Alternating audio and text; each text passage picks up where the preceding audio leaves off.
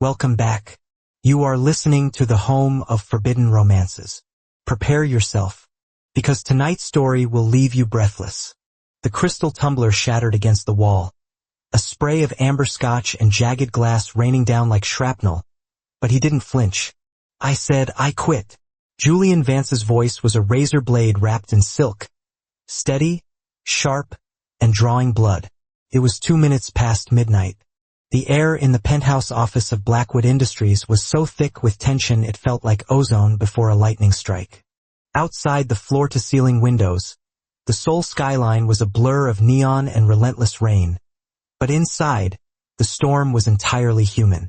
Julian stood before the massive mahogany desk, his chest heaving beneath his white dress shirt, his hands trembling not from fear, but from a rage that had been fermenting for 5 agonizing years. Opposite him, sitting in a high-backed leather chair that looked more like a throne, was Cashin Blackwood, the CEO, the tyrant, the man who had consumed Julian's youth, sanity, and social life bite by bite. Cashin didn't look at the shattered glass. He slowly uncrossed his long legs, clad in immaculate charcoal wool, and leaned forward. The desk lamp cast his angular features in stark relief, the predatory slope of his nose, the cruel set of his mouth, and eyes the color of cold steel. "Pick it up," Cashin said softly. The command was habitual, a reflex. For 5 years, Julian had picked up the pieces. He had smoothed over PR disasters, hidden financial scandals, organized Cashin's life down to the caloric intake of his lunch, and endured the man's sadistic perfectionism.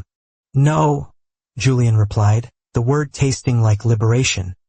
He reached into his jacket pocket, pulled out a crumpled white envelope, and slammed it onto the polished wood. "I am done, Cashin. I am done with the 3 a.m. calls. I am done with you rewriting reports I spent weeks on just because you didn't like the font. I am done being your punching bag because you're too emotionally stunted to handle the pressure of your own empire." Cashin's eyes narrowed. The temperature in the room seemed to drop 10 degrees. "You signed a contract, Julian. You don't leave until I say you leave. Read the fine print. I gave you 2 weeks' notice in that letter. But frankly, consider tonight my last shift. Sue me. Bankrupt me. I don't care. I'd rather live in a cardboard box than spend another second suffocating in your orbit." Julian spun on his heel, his Italian loafers squeaking sharply against the marble floor. He marched toward the heavy double doors, his heart hammering a frantic rhythm against his ribs. "Don't look back. Don't stop. Just get to the elevator." "Julian." The voice was low, vibrating through the cavernous office. It wasn't a shout.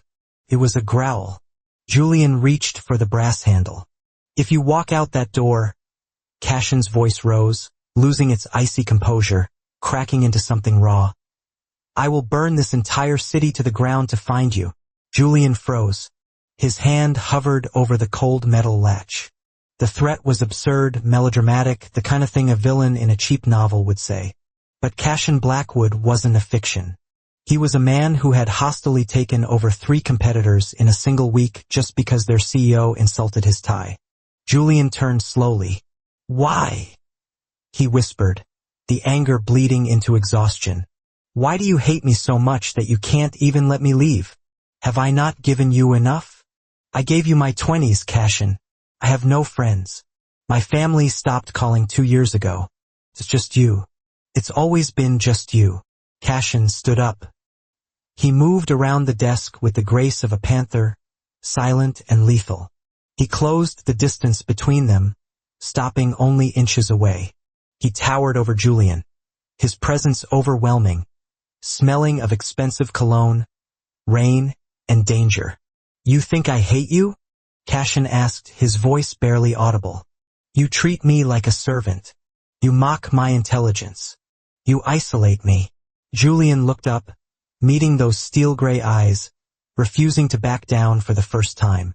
"What else do you call that?" Cashin stared at him, his expression unreadable, a mask of stone.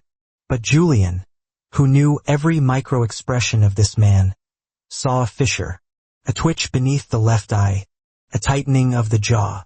"I isolated you?" Cashin admitted, the words grinding out like gravel.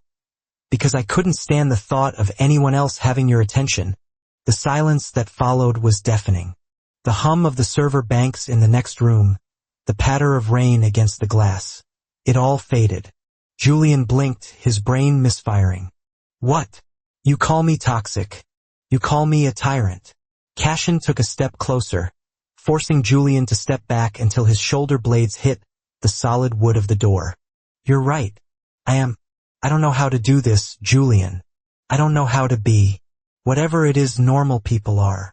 Cashin raised a hand, his long fingers hovering near Julian's face, trembling slightly. He didn't touch him, as if afraid Julian would shatter like the tumbler. I push you because you are the only one who doesn't break, Cashin whispered, his eyes searching Julian's face with a desperate intensity. I demand perfection because you are the only thing in my life that is perfect. I keep you here until midnight because when you leave, the silence in this place is so loud it screams. Julian felt the air leave his lungs. This was impossible. This was Cashin Blackwood, the man who had fired a VP on Christmas Eve for smiling too much. You're lying? Julian breathed, though his heart was racing faster now, a different kind of adrenaline flooding his veins. You're just saying this to keep your asset. I'm just a high-performing asset to you. An asset? Cashin let out a hollow, bitter laugh. He slammed his hand against the door, right next to Julian's head, boxing him in. Do you know why I rejected the merger with Kincaid Corp last month? Because the valuation was off, Julian recited automatically. No, because Kincaid looked at you. Julian's eyes widened. That's insane. That was $1 billion deal. I don't care, Cashin hissed, his face inches from Julian's. I would torch $1 billion every day if it kept you by my side. I didn't send you to the Tokyo summit because I didn't want you out of my sight for 3 days. I make you redo reports because I want you in my office, breathing my air, existing in my space. Cashin dropped his forehead, resting it against the wood next to Julian's ear. The mighty CEO, the titan of industry, looked suddenly defeated, broken. I don't hate you, Julian, Cashin whispered, his voice thick with a vulnerability that terrified Julian more than his anger ever had. I am agonizingly, violently in love with you, and I have been since the day you walked into this office 5 years ago wearing that cheap suit and looking at me like you wanted to fight me. Julian stood paralyzed. The confession hung in the air, heavy and suffocating. It recontextualized everything. The late nights, the intensity, the possessiveness. It wasn't hatred. It was a maladaptive, twisted, desperate obsession. You have a terrible way of showing it, Julian murmured, his voice shaking. Cashin lifted his head, his eyes burning. Teach me. What? Don't quit. Cashin grabbed Julian's hand. The first time he had ever touched him skin to skin without a file or a pen in between. His grip was scorching. Stay. Not as my assistant. Not as my employee. Then as what? Julian challenged, his chin tilting up. Your prisoner. My equal, Cashin said, the words striking with the force of a gavel. My partner. In everything. I will rip up the contract. I will give you half the shares. I don't care about the company, Julian. It's just noise. You are the signal. Julian looked at the man before him. He saw the exhaustion etched into Cashin's face, the loneliness that mirrored his own. He realized, with a sudden, terrifying clarity, that the toxicity hadn't been one-sided. Julian had stayed. He had endured. He had addicted himself to the chaos, to the feeling of being the only one who could handle the beast. You can't buy me with shares, Cashin. I know, Cashin replied, his thumb brushing over Julian's pulse point, feeling the frantic rhythm there. I'm begging you. Please, just give me a chance to fix what I broke. The power dynamic shifted in that moment. For 5 years, Cashin had held the reins. But now he was on his knees metaphorically, offering his throat to the wolf. Julian looked at the door, then back at Cashin. He thought about the freedom of the elevator, the rain, the unknown life awaiting him. Then he looked at the fire in Cashin's eyes, a fire that was burning solely for him. "You have to earn it," Julian said, his voice stealing. "And I'm not cheap." "Name your price," Cashin breathed. "First," Julian said, "you're going to clean up that glass." Cashin blinked. He looked over his shoulder at the mess on the floor, then back at Julian. A slow, disbelief-tinged smirk tugged at the corner of his mouth. It was the first genuine smile Julian had ever seen on him. "Done." "Second," Julian continued, feeling a surge of reckless power. "No more shouting. If you raise your voice at me, I walk. Permanently." "Agreed." "And third," Julian reached up, grabbing Cashin's silk tie and yanking him down until their lips were a breath apart. "You're going to kiss me, and you're going to do it perfectly. If I don't like it, I'm taking the severance package." Cashin's eyes darkened, the pupils blowing wide, swallowing the gray. "I'm a perfectionist, Julian. You know that." Cashin crashed his lips against Julian's. It wasn't a gentle kiss. It was starving. It was 5 years of repressed desire, frustration, and adoration exploding all at once. It tasted of scotch and desperation. Cashin's hands tangled in Julian's hair, pulling him closer as if trying to merge their very atoms. Julian groaned, his hands clutching the lapels of Cashin's jacket, anchoring himself against the storm. It was messy. It was intense. It was everything the polite, sanitized world outside wasn't. When they finally broke apart, gasping for air, forehead resting against forehead, the office felt different. The silence wasn't screaming anymore. It was waiting. "Was that?" Cashin rasped, his voice wrecked. "Acceptable."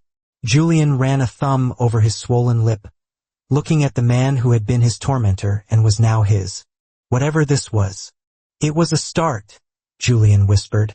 "But you have a lot of overtime to put in." Cashin let out a breath that sounded like a prayer. He kissed Julian's forehead, then his cheek, then his jaw, worshipping the skin he had only ever glared at. "I'll work all night," Cashin vowed against his neck. Julian closed his eyes, leaning into the touch. The resignation letter lay forgotten on the desk, a relic of a past life. They were standing on the precipice of something dangerous, messy, and undoubtedly complicated. But as Cashin's arms wrapped around him, shielding him from the world, Julian knew he wasn't going anywhere. The devil didn't just wear designer. He wore his heart on his sleeve, bleeding out, and Julian was the only one who knew how to stitch him back together. The weeks that followed were a blur of restructuring. Not of the company, but of their lives. The staff at Blackwood Industries walked on eggshells, terrified and confused. The shouting had stopped. The office door was often locked. And the terrifying Cashin Blackwood was seen fetching coffee. Not for himself. For Julian. It wasn't a fairy tale. Old habits died hard. Cashin still had a temper, and Julian still had a sharp tongue. They fought. They clashed. But the dynamic had fundamentally changed. One Tuesday afternoon, in the middle of a high-stakes board meeting, a director made a snide comment about Julian's sudden elevation to partner. The room went silent. Cashin, at the head of the table, didn't explode. He didn't flip the table. He simply turned his cold gaze toward the director, tapped his pen against the mahogany, and smiled. A smile that didn't reach his eyes. "Mr. Vance," Cashin said, his voice smooth and dangerous, "is the only reason this company hasn't imploded. He is the only reason I haven't imploded. If you have an issue with him, you can tender your resignation. I believe Julian has a template you can use." Julian, sitting at Cashin's right hand, didn't look up from his tablet. He just smirked, a small, private thing, and slid his foot against Cashin's ankle under the table. Later that night, in the penthouse, the rain returned.